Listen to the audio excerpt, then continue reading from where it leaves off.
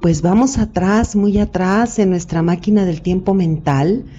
Vamos a la prehistoria antes de creer en los dioses.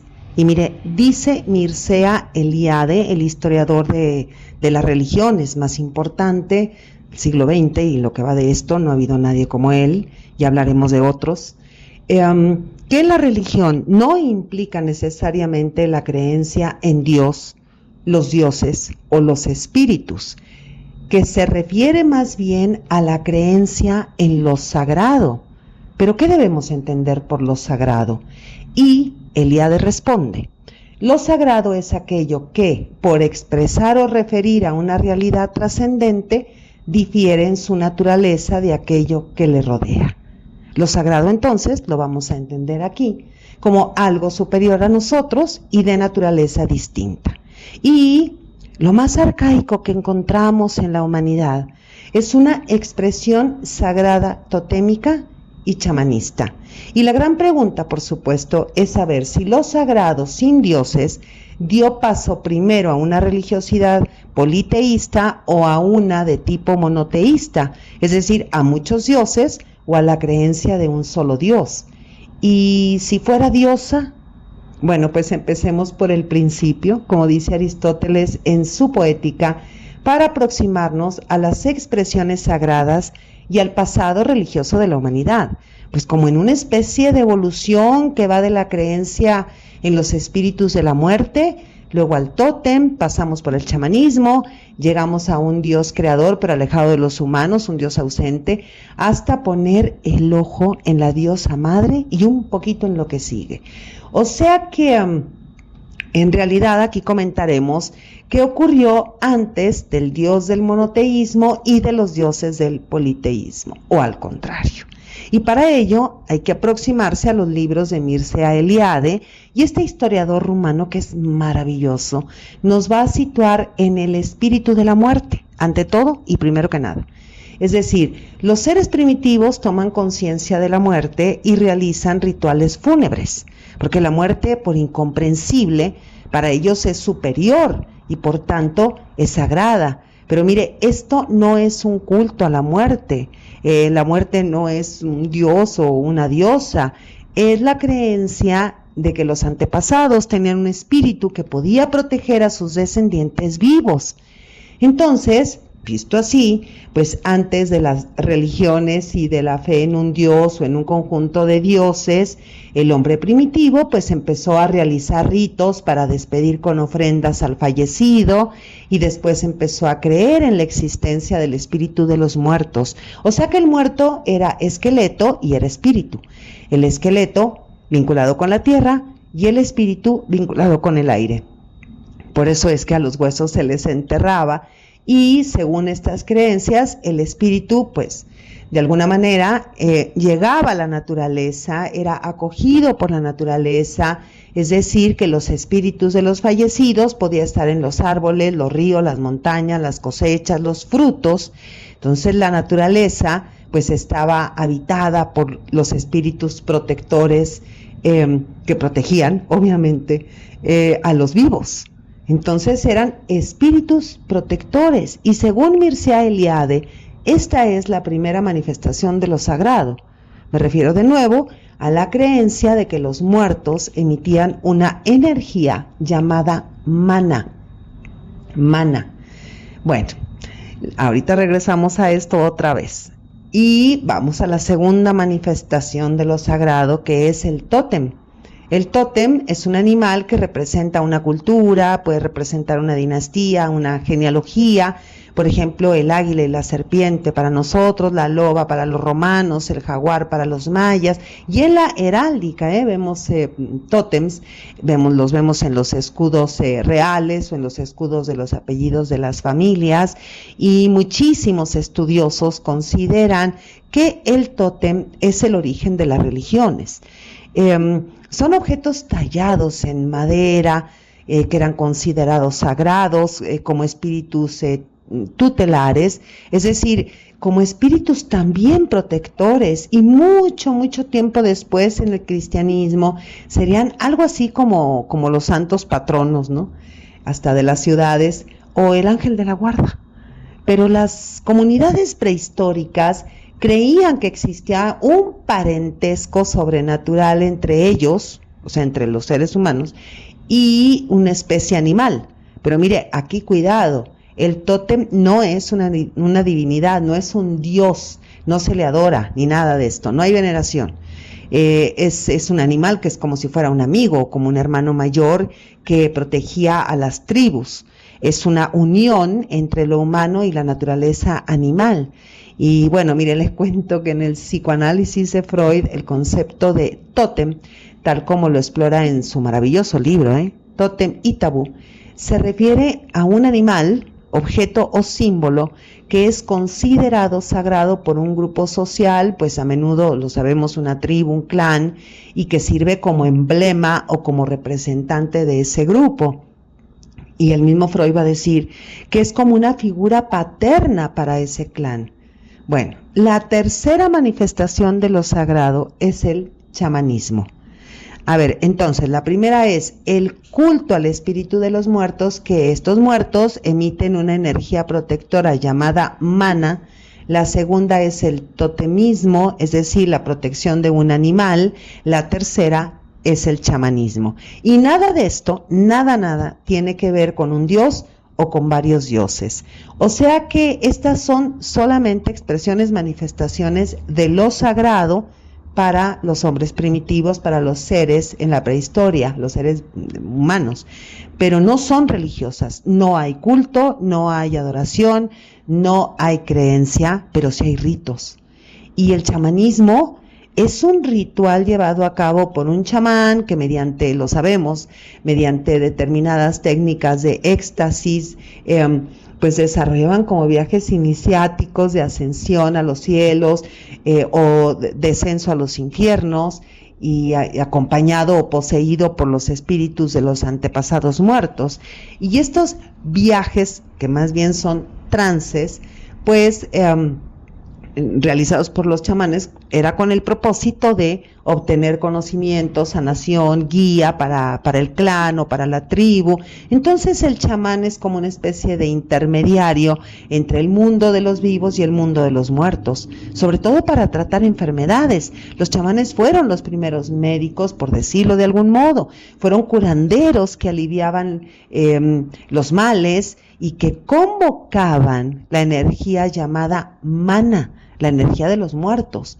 Es como si los espíritus de los muertos curaran mediante el chamán las dolencias de los vivos. Fíjese, aquí no hay dioses, aquí lo que hay es una creencia en lo sobrenatural, en lo que no vemos, en lo que no tocamos, en lo que no es material, y todo esto surge del miedo.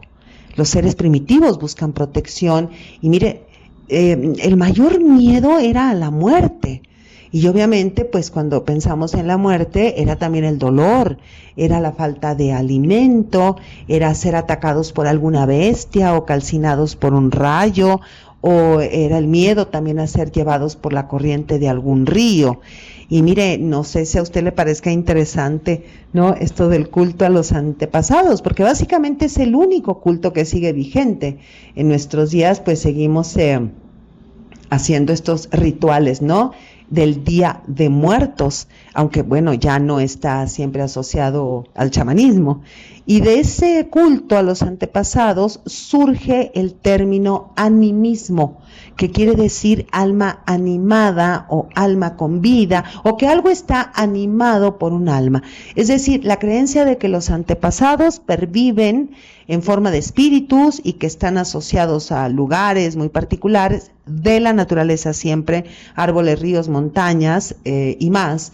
Y estos espíritus influyen en la vida de los vivos, y por eso es importante pues hacer estos rituales, ¿no?, para que estos espíritus de los muertos pues favorezcan a los vivos, protejan a los vivos, curen a los vivos.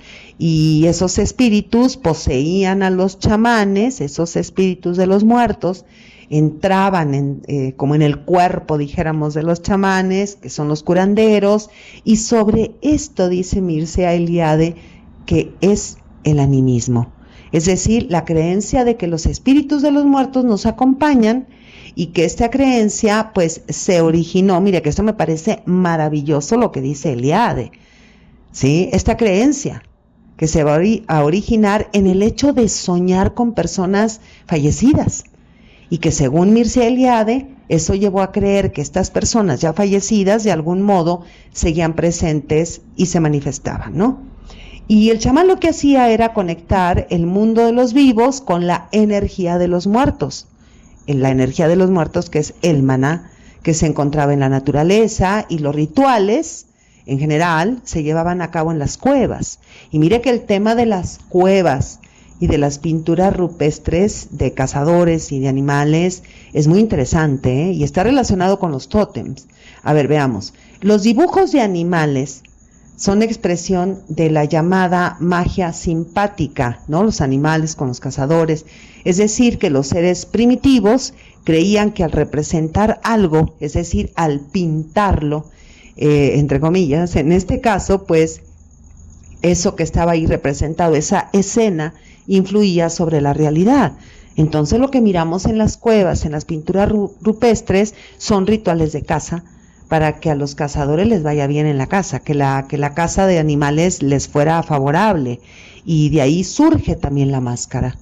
Las tribus desarrollaron rituales de hombres con máscaras de animales, y el chamán pues usaba la máscara del animal, se la ponía y se cubría con la piel del animal protector del clan. O sea que de los ritos totémicos surge la máscara y el disfraz con pieles de animales, y esto está muy relacionado con el surgimiento del teatro, en esos rituales dedicados al dios Dioniso. Pero esto ya se lo conté en el podcast dedicado al origen del teatro, que le invito a escuchar aquí en mi canal.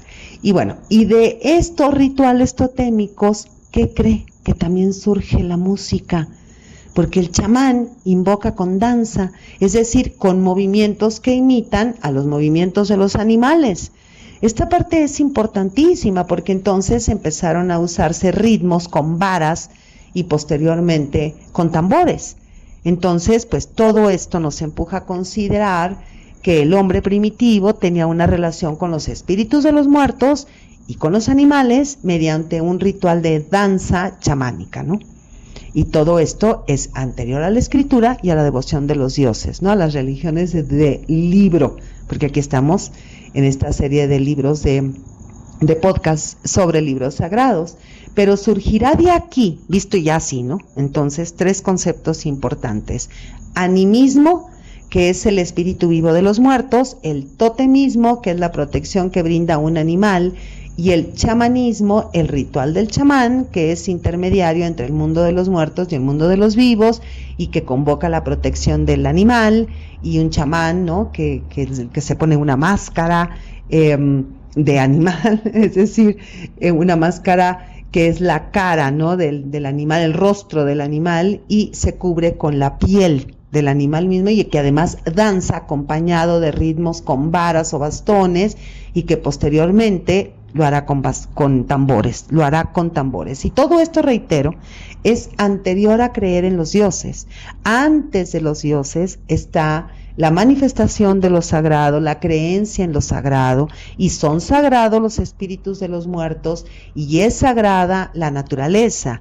Y bueno, dicho lo anterior, pues pasemos al surgimiento de la religión. Y aquí hay muchos estudios, y me refiero concretamente a los estudios de Mircea Eliade, de quien ya dijimos que es un historiador rumano que estudia las religiones, y me refiero también a James George Frazer, un estudioso escocés, mire, autor de un libro, bueno, es una cosa increíble este libro, se lo recomiendo muchísimo, se titula La Rama Dorada, que este autor Frazer le va a dedicar toda su vida, ¿no?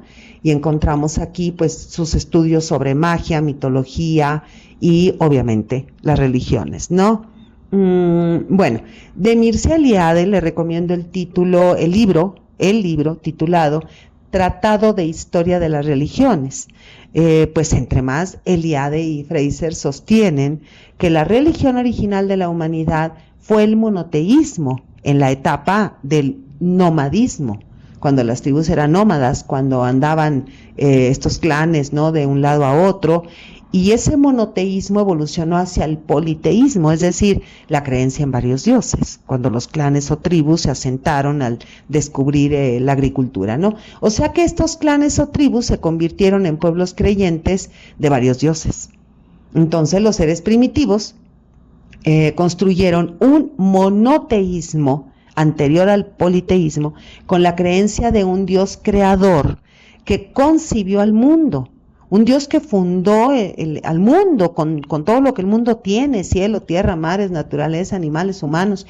Y luego, después de crear el mundo, se alejó de todo. Es decir, es un Dios creador que no influye en la existencia del mundo. Es un Dios considerado como el principio que explica la existencia y justifica el orden en el cosmos, pero no es objeto de culto, debido a que obviamente pues se alejó, ¿no? Se alejó totalmente, desapareció, y las criaturas quedaron, ¿no? Sin Dios. Es un Dios que no interfiere en los acontecimientos cotidianos, y es un Dios masculino de naturaleza celeste. Y esto los historiadores, ¿no?, de las religiones le llaman Deus Otiosus, es decir, el Dios ocioso.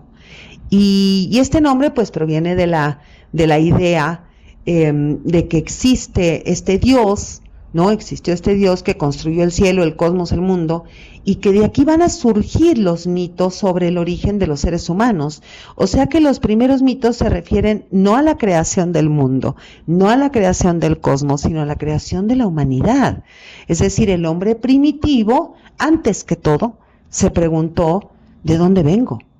¿De dónde o de quién surgí?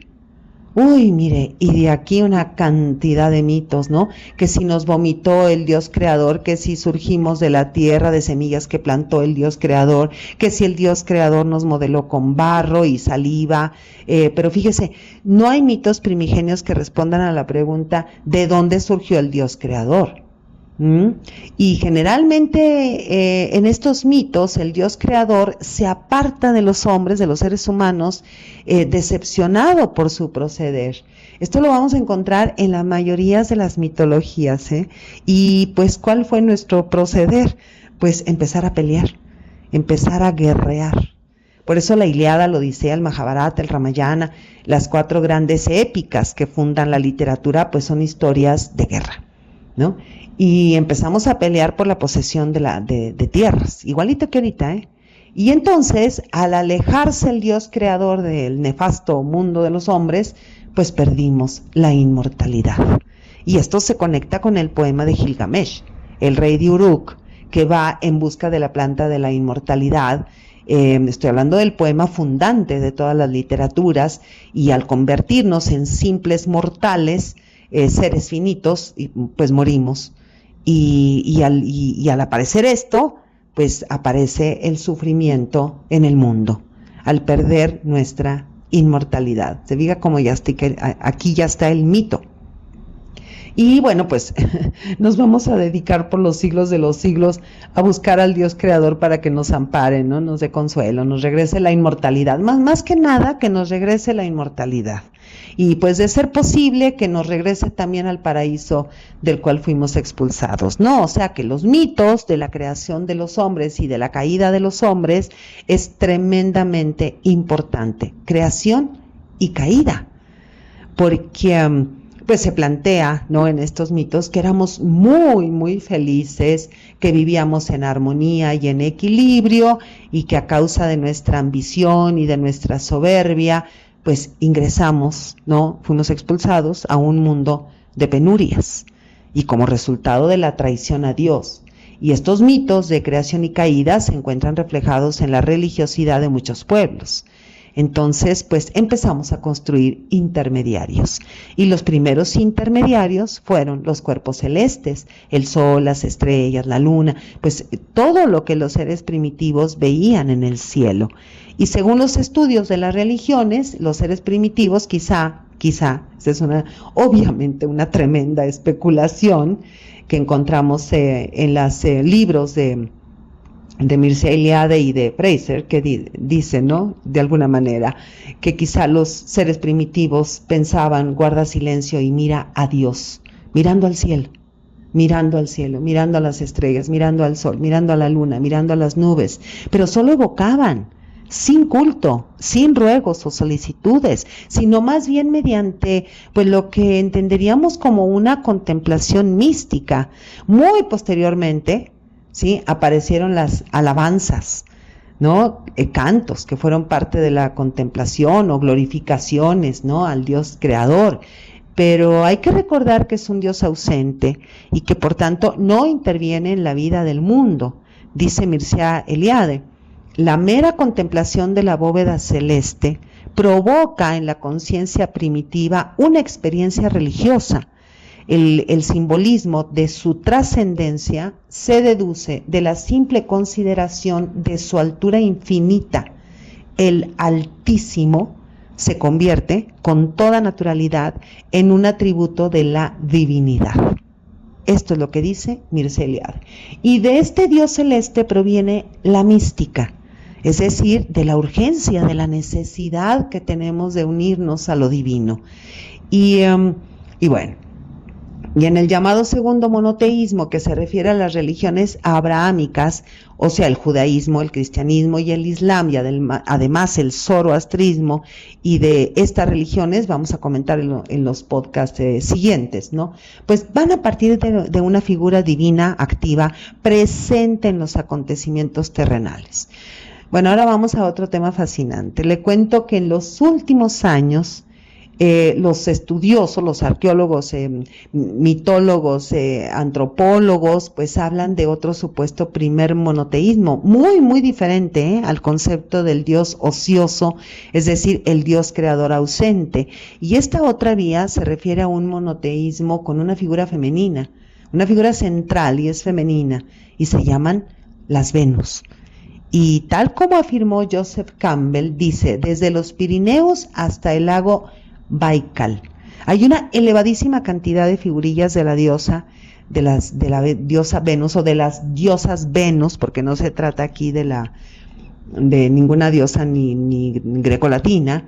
Fíjense, se dice que han sido desenterradas solamente en Francia 130 Venus paleolíticas, y en Rusia y en Alemania y en Inglaterra se han encontrado cientos de Venus. Más de 1000 efigies femeninas completas o en fragmentos en una amplísima extensión, pues que abarca casi toda Europa, incluida Rusia. Figuras semejantes, ¿no?, también en la prehistoria, han sido encontradas en Oriente, en Irán, la India, Asia Central, y entre más, ¿no? Y bueno, cuando las vemos, también contemplamos ahí en ellas estilos muy variados, pero todas las Venus tienen en común que representan a una mujer desnuda y con los órganos sexuales muy acentuados, muy voluminosos, en ocasiones el vientre de embarazada, y bueno, en contraste con cabeza y extremidades muy pequeñas y escasamente definidas, como es el caso de esta Venus que vemos en la portada del podcast. Y es frecuente la representación del rostro, a veces de una manera muy tosca, como esculpido, ¿no?, en la piedra, en arcilla, en vasijas. Y bueno, la inmensa mayoría de los expertos relacionan estas estatuillas femeninas con una manifestación de tipo religioso ligada a la fertilidad. Dice Edwin Oliver James, quien fue profesor emérito y director durante muchos años del Departamento de Historia de las Religiones en la Universidad de Londres.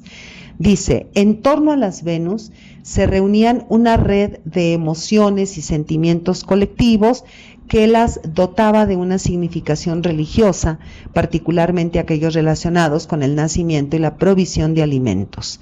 Entonces, mire, no cabe, sin embargo, dilucidar si las estatuillas eran imágenes sujetas a un culto comunitario. Bueno, las Venus son una maravilla. Dicen incluso Eliade y Fraser, los grandes estudiosos de las religiones, que las Venus prehistóricas representan a la diosa de un clan.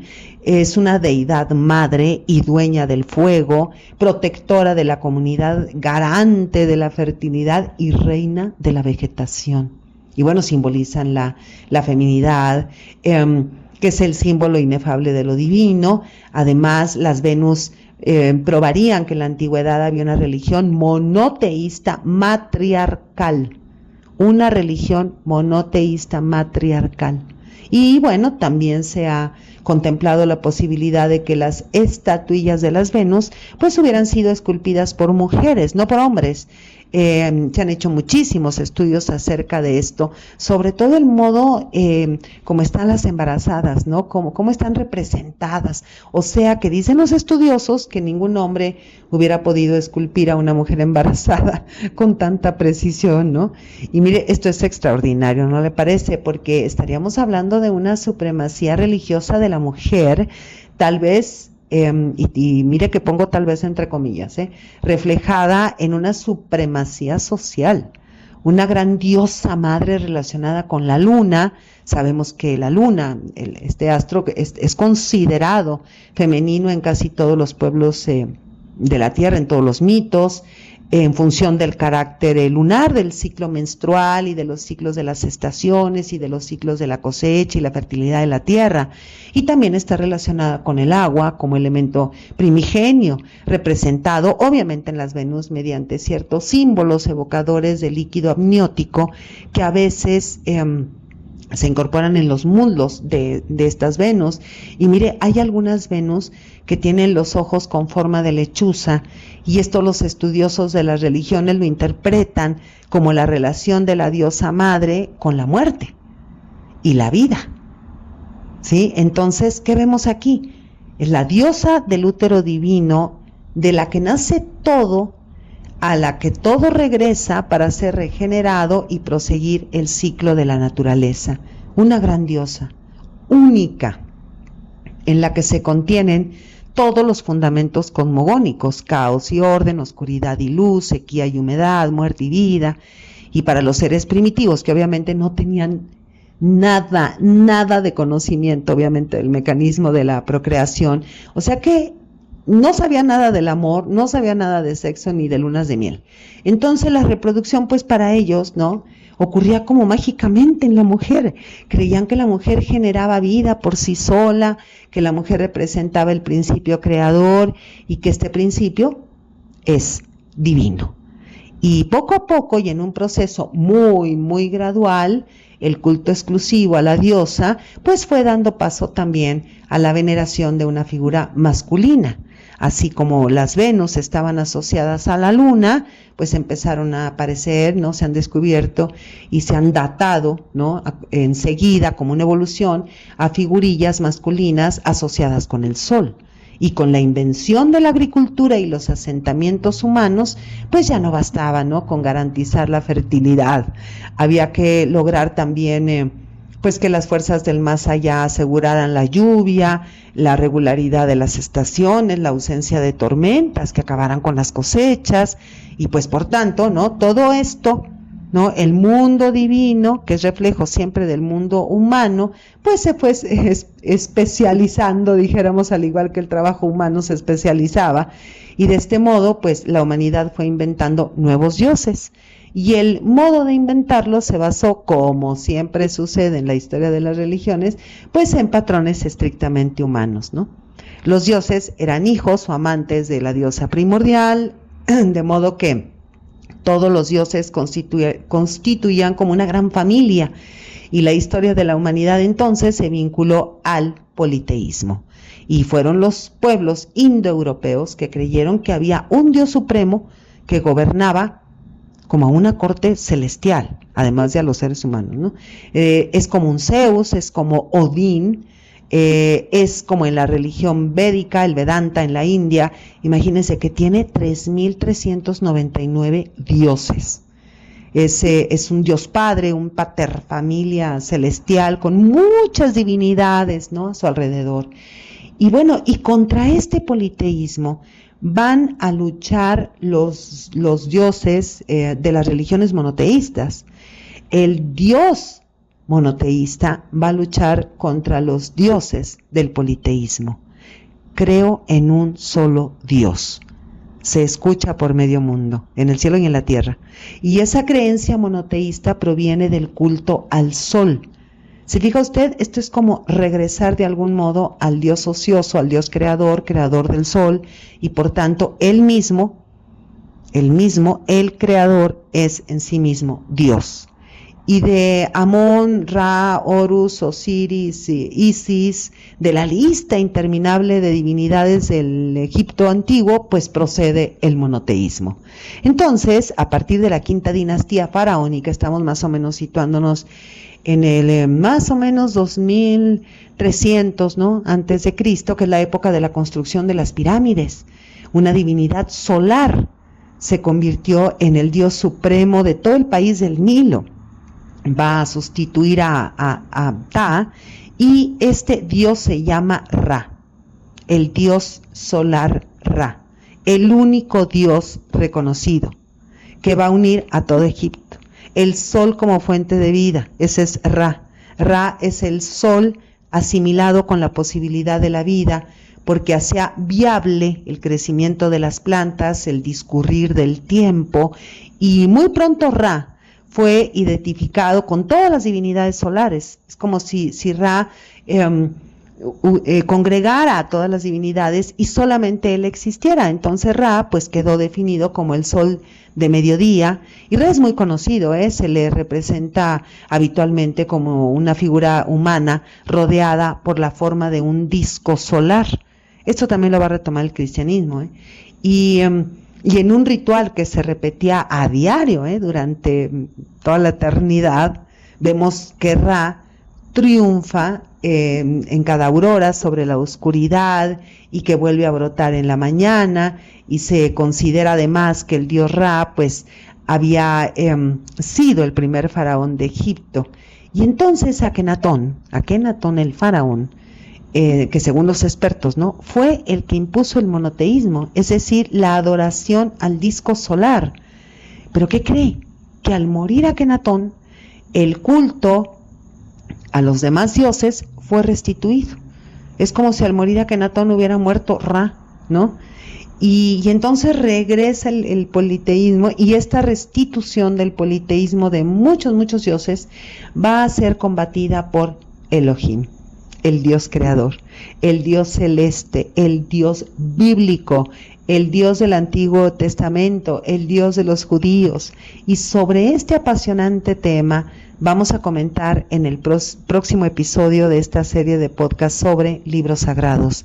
Nos vamos a referir al Antiguo Testamento, una lectura indispensable para comprender la cultura, el arte y la literatura. Soy Margarita Díaz de León, Literatura en Espíritu.